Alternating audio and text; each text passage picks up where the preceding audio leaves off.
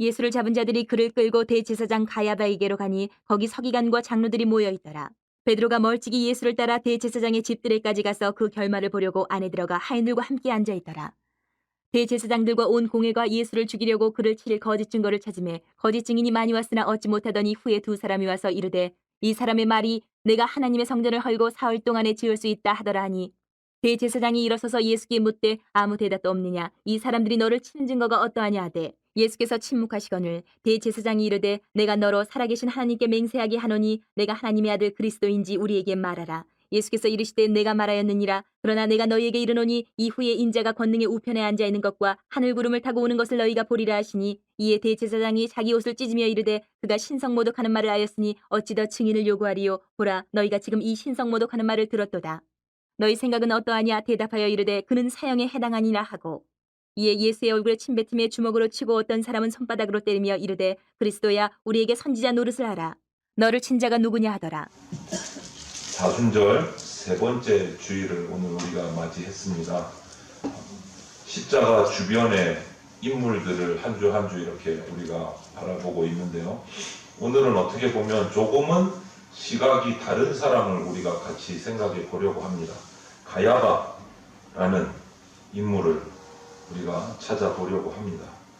예수님을 참을 수 없었던 가야바라는 인물은 사실 예수님하고 엮이기를 싫어했어요. 예수님하고 엮이기를. 하지만 가야바 이전 그리고 그 이후 수많은 메시아 사건들이 그 당시에 기록을 찾아보면 있었어요. 그러다 보니까 가야바 입장에서는 이번에도 별반 특별한 선택에 고민이 없었던 것 같아요.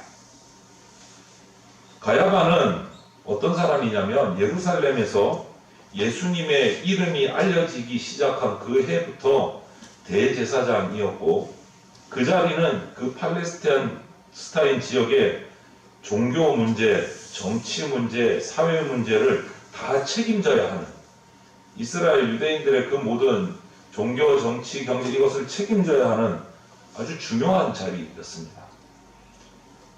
그래서 요즘으로 말하자면 총리 내지는 가톨릭에서 대주교 역할을 하는 그런 아주 중요한 자리였던 셈이에요.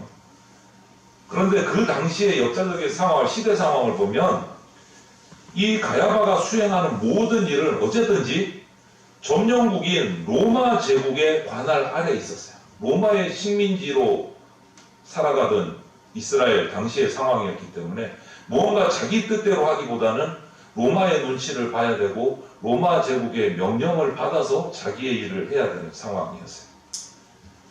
하지만 그런 제약이 있었음에도 불구하고 이 가야바는 대제사장으로서 상당한 권리, 권력을 가지고 그 일들을 감당하는 사람이었습니다. 그런데 그 기록들을 보니까 성경의 기록과 그 외의 역사 기록들을 찾아보면 쉬운 일은 아니지만 그 일을 상당히 즐기면서 잘했던 것 같아요. 가야바는. 역사적인 자료를 찾아보면 그가 이 제사장직을 30년 동안 맡았다는 기록이 있어요. 30년 동안. 그러니까 장기 집권을 한 거예요. 이스라엘에서 권력자로서, 지도자로서.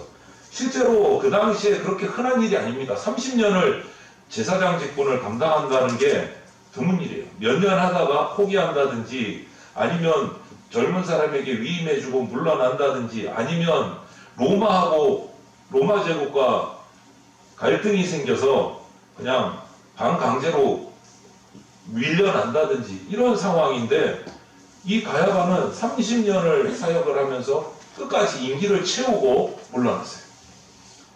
이런 길고 화려한 경력을 쌓으면서 권력은 권력대로, 능력은 능력대로, 또 자기의 부는 부대로 모든 것을 누렸던 사람이에요. 그런데 이 가야바에게 1년의 많은 일들 중에 가장 골치 아프고 조심스럽고 힘든 일이 뭐냐면 6월절이었어요. 6월절. 6월절은 우리나라에 굳이 비교를 하자면 우리나라의 8월 15일 광복절과 같은 의미가 있는 날이 이스라엘에게는 6월절이에요. 애굽에서 종노릇 하다가 드디어 해방돼서 모세의 지도를 따라 탈출한 날이 6월절이란 말이에요. 우리가 일제에서 해방난 날이 광복절로 삼았듯이 노예 생활에서 드디어 자유를 얻은 날, 그날이 6월절인 거예요. 그래서 이 6월절이 되면 이스라엘에 또 이스라엘 외국에 살던 모든 유대인들이 예루살렘으로 다 모여듭니다. 예루살렘에 모여서 행사를 하고 집회를 하고 제사를 드리고 예루살렘으로 다 모여, 수많은 사람들이 예루살렘으로 다 모여들어요. 매년 한 해 6월절이 되면. 그런데 이 가야바 입장에서 이 6월절은 너무너무 짜증나고 힘들고 조심스럽고 괴로운 날인 거예요.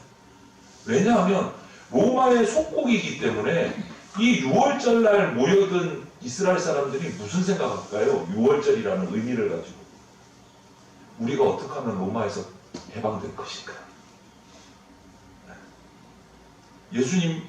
하나님께서 우리에게 구약의 메시아를 약속해 주셨는데 혹시 이번 6월절에 누군가 메시아로 오시는 것이 아닐까? 이런 얘기들을 막 한단 말이에요. 그러다 보니까 이게 좀 위험한 거예요.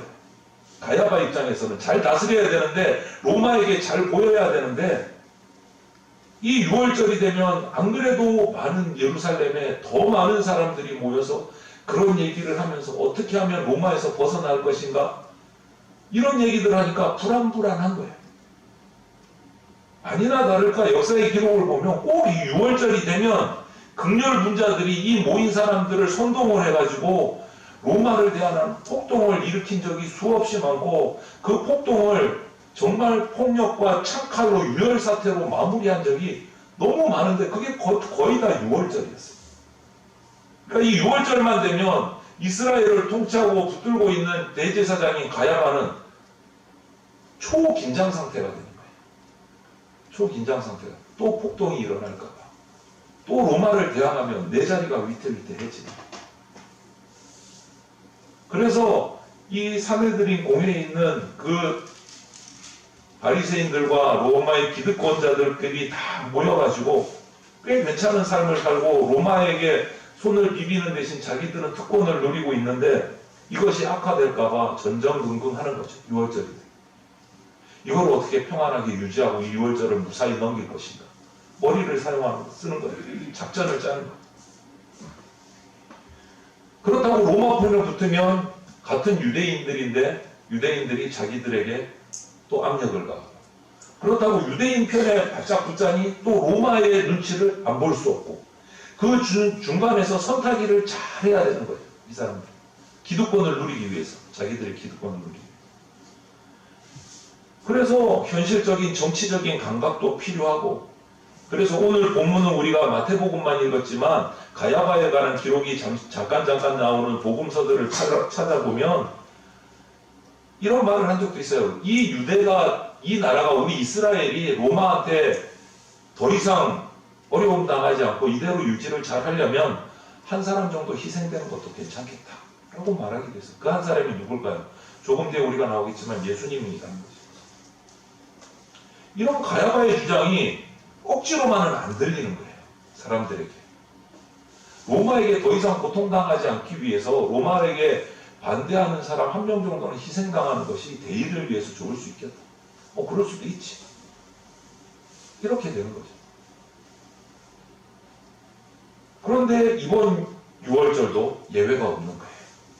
그런데 또 이번에는 한 주일 전에 군중들이 예수님이 예루살렘에 어린 나귀를 타고 들어오실 때 종려나무 가지를 흔들면서 겉옷을 깔고 왕을 외치고 호산나를 외치고 이게 딴 나라하고 달랐단 말이에요. 다른 6월절보다 더 심각한 거예요.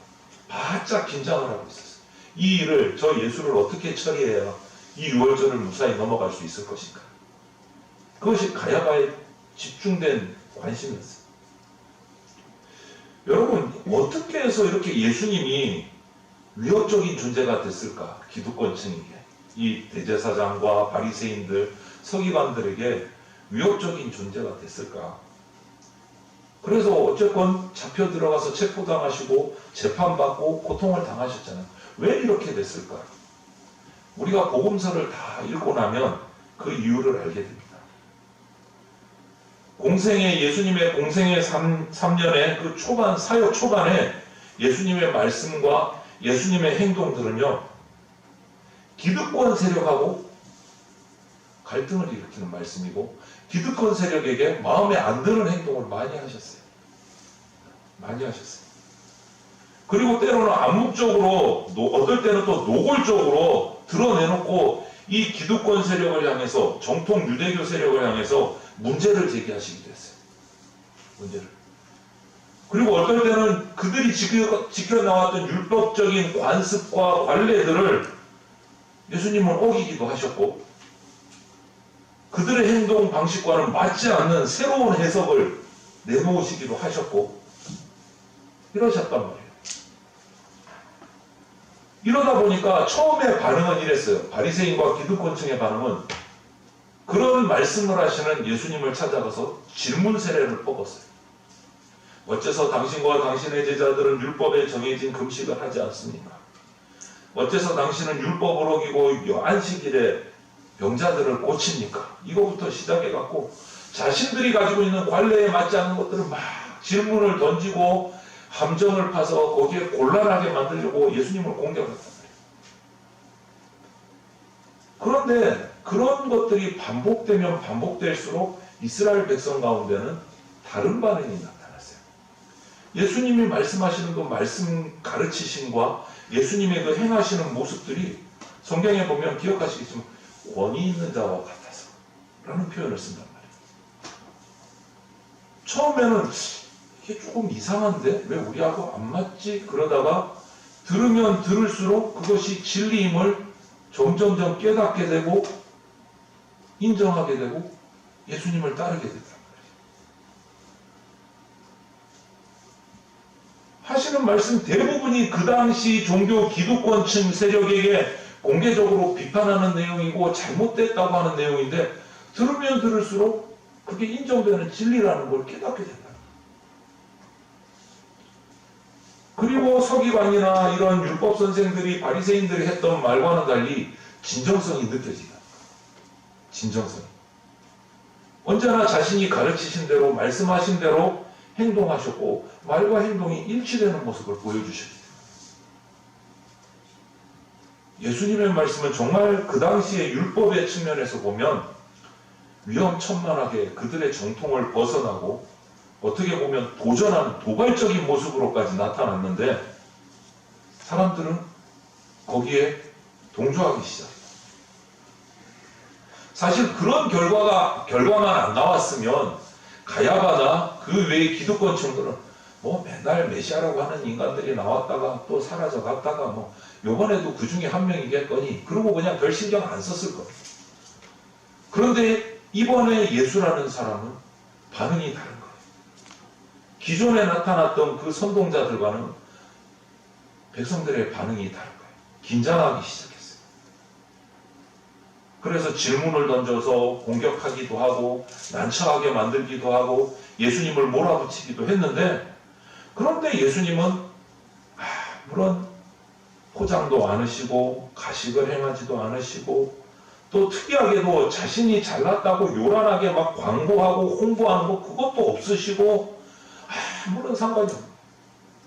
그냥 당신이 해야 될 말을 하시고 당신이 행할 행동들을 하시고 나머지는 사람들이 무슨 말을 하든지 무슨 반응을 하든지 너희들이 알아서 판단해 내버려 두신다. 모을 생각을 하지 않으신다. 욕을 하면 욕을 하는 대로 공격을 하면 공격을 하는 대로 감사하면 감사하는 대로 은혜 받으면 은혜 받는 대로 거기에 신경을 안 쓰신다. 그냥 당신이 하실 말씀을 하시고 하실 행동을 꾸준히 변함없이 해나가신다. 이것이 기존에 등장했던 선동자들하고 가야바와 이 기득권층의 입장에서 볼 때는 전혀 다른 모습입니다. 전혀 다른 모습. 그러다 보니까 이것이 점점점 시간이 지나갈수록 예수님의 존재감이 이 유대 땅에서 점점점 커져가는 것을 발견하게 된 거예요. 이 가야바. 말씀의 권위가 있고 병든 사람을 고치고 그들의 망가진 영육간의 삶들을 회복시키시고 이런 일들이 자꾸자꾸 일어나는 거예요. 예수님의 사역은 뭔가 특별했다는 거예요. 절박한 상황에 있는 사람들을 다가가서 종교적인 열정을 얘기하면서 그들의 삶을 앗아가고 재물을 속여먹는 그런 종교적인 사기꾼 괴짜들하고는 완전히 차원이 달랐던 거예요. 노골적으로 선전하는 것도 아니고 헌금을 긁어가는 것도 아니고 재산을 털어먹는 것도 아니고 완전히 다른 모습을 보이신 거예요. 오히려 예수님의 말씀과 행동에는 순전히 인간적인 차원으로 설명할 수 없는 무언가가 있다는 게 느껴지는 거예요. 무언가로는 설명을 못하겠는데 지금까지는 없었던 뭔가가 예수님의 말씀과 행동에서 있다는 것을 느끼게 될 거예요. 간접적이기는 하지만 하나님의 나라, 하나님의 능력, 하나님의 다스리심이 저 예수님이라는 사람, 예수라는 사람에게 뭔가 연결이 되어 있는 것 같다. 느껴지는 거예요. 사람들은 당연히 감탄할 수밖에 없고 예수님을 따를 수밖에 없고 끊임없이 예수님에게 묻고 질문하고 변화되고 자기들끼리 모였을 때 또 예수님의 말씀을 가지고 이야기하고 대화하고 토론하고 또 예수님이 어디 있는지 소문을 찾아서 또 말씀을 들으러 가고 처음에는 호기심이었는데 그분의 말씀이 들을 가치가 있고 그분과 동행하는 것이 정말 가치 있는 것이라는 것을 확신하기 시작한 거예요. 제자들이 생기고 따르는 사람들이 생긴 거예요. 이제 그냥 내버려 두면 가야바 입장에서 그냥 내버려 두면 이게 무슨 일이 일어날지 모르겠다. 우리의 이 권력이 기득권이 뭔가 뒤집힐 수 있다. 심지어 예수님은 그런 유명세 사람들의 주목을 피하려고 막 도망가시기까지 했는데도 불구하고 사람들은 끝까지 따라갔어요. 마태복음 9장 30절에 이렇게까지 말씀하셨어요. 엄히 경고하시되 삼가 아무에게도 알리지 말라. 이렇게까지 말씀하셨음에도 불구하고 나사렛에서 예루살렘까지 거의 모든 유대 땅에 예수님의 이름이 사람들 입에서 오르내렸어요. 그리고 6월절에 그것도 체포를 각오하시고 뒤늦게 도착하셨음에도 불구하고 이번에는 행동으로 정말 담대하게 유대의 기득권이라는 그 사자굴 안에 들어가서 정말 논쟁하시고 공격하시고 이런 언행들을 서슴없이 내뱉기 시작하셨어요. 이거는 정말 작정하시고 오신 것 같죠? 나를 한번 잡아봐라. 그냥 어떻게 될 줄 아시면서도 큰 소동을 일으키셨어요. 거기다가 더해서 성전에 들어가셔서는 유대교의 오랜 역사를 상징하는 그 성전이 타락했다. 강도의 소굴이 됐다. 도둑의 소굴이 됐다라고 완전히 욕을 하시면서 이거는 비판이 아니고 욕을 하시면서 이 더러워진 성전을 깨끗게 할 수 있는 것은 하나님 인자밖에 없다라고 주장을 하시면서 그 판들을 뒤집어 엎고 돈 바꾸는 사람들을 내쫓으시고 그리고 나서 눈 멀고 다리 저는 사람들을 고쳐주셨어요. 그때 다윗의 자손 호산나 이렇게 외치는 아이들까지 등장했다고 성경은 기록하고 있어요. 그리고 이 모습에 대제사장들과 서기관들이 화가 났다고 기록을 하고 있어요. 마태복음에. 이거는 뭐 당연히 추측해 볼 수 있는 거죠. 겉으로만 보면 그들이 화내는 것이 일리가 있는 거예요. 내가 무슨 권위로 이런 일을 하느냐, 또 누가 이런 권위를 주었느냐. 마태복음 2장 21장 23절에 이렇게 막 질문을 하고 공격을 했단 말이에요. 성전에서 상을 얻는 예수님에게. 그런데 예수님은 정작 그들의 질문에는 답변도 하지 않으시고 스스로 알아내도록 반문을 계속 하십니다. 반문. 이때 가야바가 요한복음 11장 50절에 보면 이렇게 대답을 합니다. 한 사람이 백성을 위하여 죽어서 온 민족이 망하지 않게 되는 것이 너희에게 유익한 줄을 생각하지 아니하는도다. 이게 아까 그 말씀. 이렇게 복잡해지면 로마한테 우리가 고통을 당한다. 저 예수라는 인간 처리하고 우리가 평안함을 얻자. 요한복음은 대제사장 가야바의 이 논리를 좀 더 자세하게 설명을 합니다. 요한복음 11장 48절에 보면 만일 그를 이대로 두면 모든 사람이 그를 믿을 것이요 그리고 로마인들이 와서 우리 땅과 민족을 빼앗아갈 것이다. 예수님을 그냥 내버려 두면 우리 이스라엘의 민족, 종교적인 이 폭동이 일어날 위험이 있다는 거예요. 그 예수를 다 믿고 따라가면 우리가 로마하고 싸우게 된다. 그럼 우리는 질 수밖에 없다. 망한다, 우리나라는. 그러니까 우리나라의 평안을 위해서 저 한 명 정도는 제거하는 게 좋겠다. 이게 가야바의 논리거든요. 정말 그런 일이 일어나기라도 한다면 정말 로마는 바로 군대를 보낼 것이고 이 유대 땅에 그 종교 기득권층이 있는 사내들인 공회를 해체하고 심지어는 성전까지 무너뜨리게 될 거예요. 그러면 이스라엘은 사라지는 거예요. 마가복음에서는 이렇게 또 기록하고 있습니다. 11장에 대제사장들과 서기관들이 듣고 예수를 어떻게 죽일까 하고 꾀하니 이는 무리가 다 그의 교훈을 놀랍게 여김으로 그를 두려워하밀러라. 예수님의 말씀을 두려워하고 놀랍게 여기면서도 어떻게 하든 죽여야 되겠다. 왜? 내 기득권을 지키기 위해서. 그런데 그 말은 하지 않고 우리나라를 지키기 위해서. 이렇게 얘기한단 말이죠. 나라의 평안을 위해서 예수 한 명은 우리가 희생해야 되겠다. 근데 나라를 위해서가 아니라는 거죠. 로마에 붙어있는 자신들의 기득권을 지키기 위해서라는 거죠. 내버려 두기에는 너무 위험하고 도발적이고 대중들의 너무 많은 지지를 얻고 있고 안 되겠다. 이 해결책은 하나밖에 없다. 예수라는 인간을 제거하는 것밖에 없다. 이것이 가야바의 결정이었어요. 조금 깨름칙하지만 그래도 어쩔 수 없이 우리를 지키기 위해서, 마른 나라를 지키기 위해서 조금 꼼수를 써야 되겠다. 양심에 조금 찔리기는 하지만 융통성을 발휘해야 되겠다. 이스라엘과 유대민족을 위한 결단이다. 그러면서 예수님을 죽일 계획을 세운단 말이에요. 가야바의 집에 그 기득권층들이 모두 모여서 필사적으로 이것을 죽이기는 죽여야 되겠는데 사람들의 지지가 엄청나니까 이것을 어떻게 해야 될까? 어떻게 해서 정당성을 부여하고 합리화시켜서 예수를 잡아 죽일까? 그것을 의논한 거예요. 그래서 그들은 사람들이 잠든 틈을 타서 성전 경비대를 보내서 동산에서 기도하고 있는 예수님을 드디어 체포를 합니다. 그리고 증거를 엉터리로 조작한 엉터리 급조한 재판에 넘겨서 정말 야비한 방법이죠.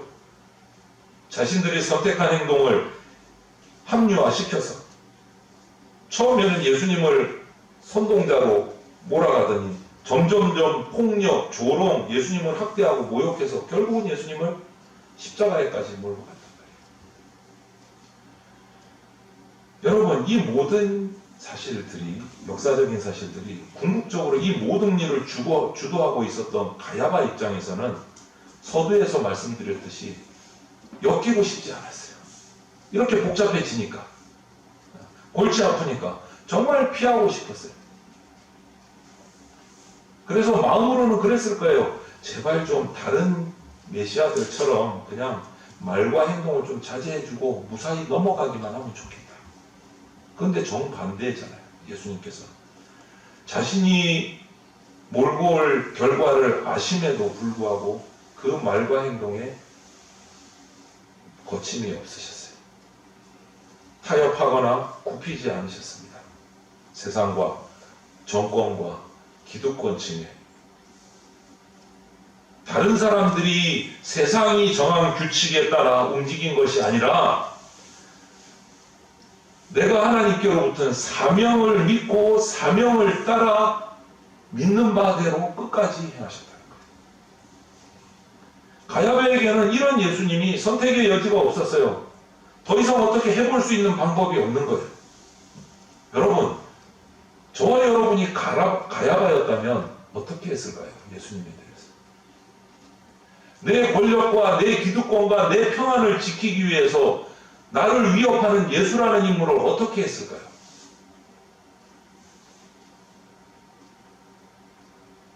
예수님은 가까이 하기에는 너무 불편한 분일 수 있어요.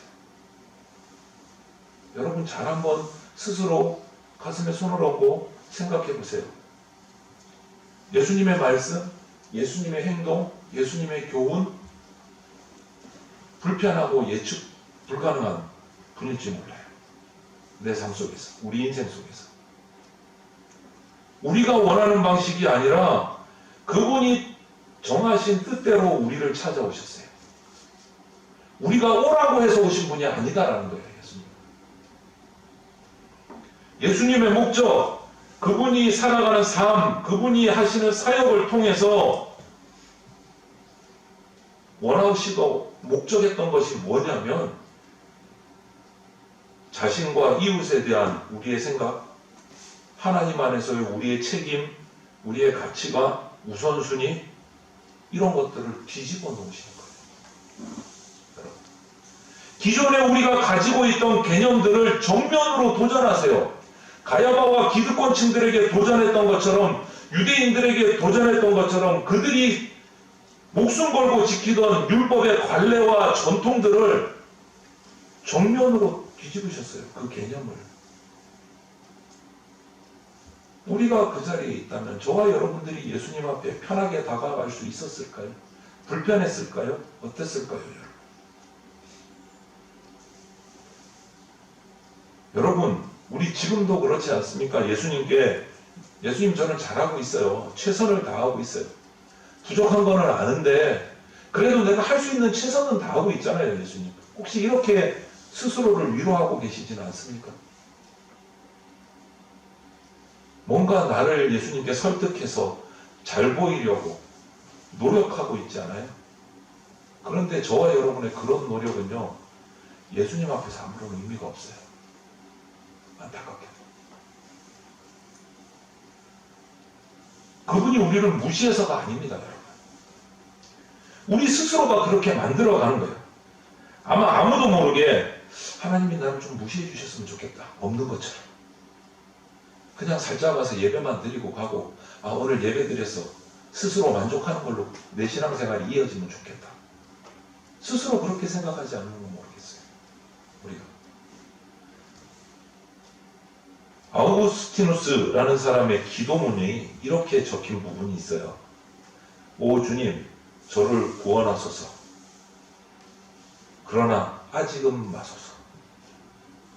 여러분, 이게 무슨 기도예요?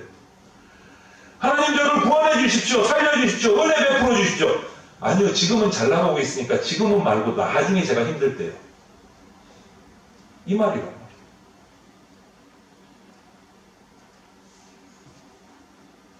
여러분, 예수님이 우리를 무시하는 게 아니고 우리가 스스로를 무시해달라는 마음이 우리 속에 숨어 있다는 거예요. 왜요? 예수님의 가치관과 그 생각을 100% 따라가기 싫은 거예요, 아직. 적당히 거리를 두고 따라가고 싶은 거예요. 베드로가 적당히 거리를 두고 예수님을 따라가다가 예수님을 저주하고 부인하게 됐어요. 그런데 그런 마음이 우리 가운데 있단 말이에요. 예수님의 가치관, 예수님의 안목은요, 분명히 우리하고는 완전히 다른 차원입니다. 게다가 우리의 가치관을 예수님의 가치관으로 조정해서 맞춰가는 거 절대 편안하지 않습니다, 여러분. 절대 쉬운 과정 아닙니다. 두려울 수도 있습니다, 가야바처럼. 멀리하고 싶습니다. 그런데도 불구하고 예수님은 너 내 백성이야. 내가 정했어. 나의 의견과는 상관없이 너는 내 백성이야. 내가 정했어. 내가 찜했어. 그리고 우리 속에 오셔서 번잡한 예루살렘에 찾아오셔서 내 신앙생활 안에 있는 지저분하고 썩은 것들을 도려내기를 원하신단 말이에요. 그런데 우리는 그거 붙잡고 이거는 안 되는데요. 요것만은 하나님 남겨주세요. 요거는 절대 안 돼요. 이러고 있단 말이에요. 그런데 예수님이 그 일을 저와 여러분 속에서 마치기 전까지는요, 그분은 우리하고 아무것도 함께 하실 수가 없습니다. 예수님이 우리 삶 가운데 아픈 것, 눈먼 것 치유하고 회복시켜 주시려고 오셨는데 우리는 그것을 기뻐받고 자원해서 하나님 저 고쳐주세요. 예수님 저 고쳐주세요. 내 상처와 치부를 드러내는 것을 오히려 두려워하고 어떤 분들은 분노하기까지 한단 말이에요. 이거는 안 돼. 손대지 마. 이런단 말이에요. 우리가 예수님의 말씀대로 내 자신을 내어드리고 변화되도록 드릴 때 우리는 두려워하는 게 있어요. 내가 어느 만큼 어떤 어려움을 겪어야 될까? 어떤 대가를 치러야 될까? 그렇게 했을 때 내 삶이 얼마나 어떻게 바뀔까? 두려운 거예요. 지금 이대로만 신앙생활하면 딱 좋겠는데 내가 말씀에 더 깊이 들어가고 말씀을 더 많이 알면 내가 어떻게 바뀌지? 그게 두려워서 적당히 거리를 두려워해요. 적당히. 그게 오늘 우리가 말하는 가야바가 그런 두려움을 가진 사람이었어요. 대제사장이에요. 말씀을 잘 아는 사람입니다. 율법을 꿰고 있는 율법 학자입니다. 그가 예수님을 만나기 싫어한 거예요. 이런 것 때문에. 너무 가까이 가면 내가 사라질 것 같거든요. 예수님만 나타나고 나는 없어질 것 같거든요. 그게 싫은 거예요. 여러분, 우리 삶 가운데 우리가 원하는 많은 것들, 그것이 예수님이 내 주님 되시는 그것과 갈등이 일어나요.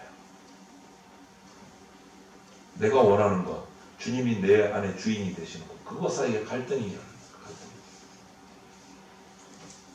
우리에게는 조금 더 양보 안 해주시고 타협도 안 해주시고 허락도 안 해주시니까 왜 조금 밀어주시지, 밀당이라는 게 있잖아요. 예수님 내 것도 조금 남겨주시지 왜 완전히 다 들어와서 이렇게 하세요. 내가 너무 힘들어요. 이렇게 반항하는 거예요. 그래서 예수님을 애써 무시하려고 하고 조금 거리를 두고 예수님과 걸어가려고 하고,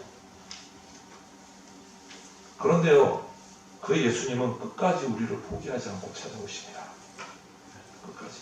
여러분의 지금 삶 속에서 어떤 어려움과 어떤 우여곡절을 겪고 이 자리에서 예배하고 계신지는 제가 잘 알지는 못하지만 예수님은 다 아시고 끝까지 포기하지 않고 여러분을 찾아오십니다. 내가 아무리 피하려고 해도 세상과 타협하고 평범하게 사는 게 좋다고 외쳐도 저를 불편하게 해서라도 찾아오시는 분이 예수님이세요.